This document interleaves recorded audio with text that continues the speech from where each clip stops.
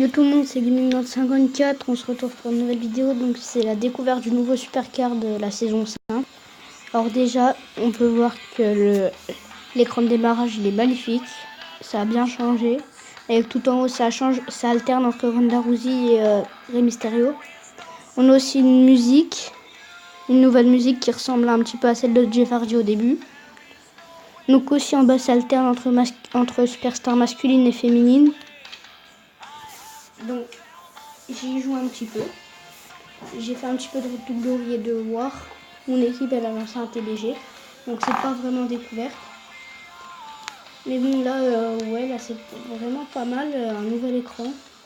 Donc les cartes aussi elles sont présentées pas de la même manière. Donc il y a aussi des nouvelles cartes, il y a les gothiques, les néons, les brisés. Ça s'arrête à briser. Et on a entendu The Architect, donc c'est Seth Rollins. Donc je sais pas si vous l'avez entendu dans la musique juste avant.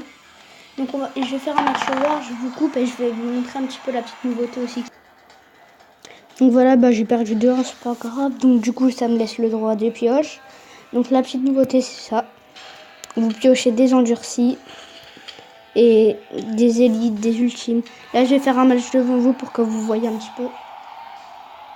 Donc par contre je sais pas si je vais forcément gagner parce que voilà.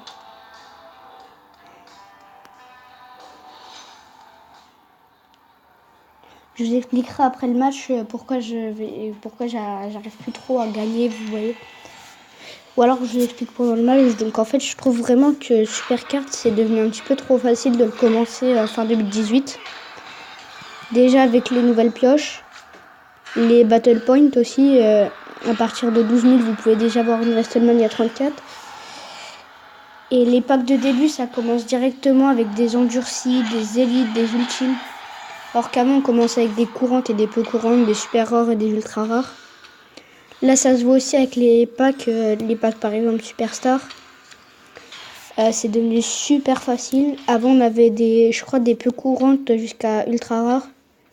Là on a quand même de endurci à SummerSlam 17. Là dans les provisions pareil, avant c'était beaucoup moins facile. Les packs gratuits, tout à l'heure j'ai packé une Bayley monstrueux dedans. Mais bon je voulais pas montrer. Donc aussi dans Money in the Bank ça se voit.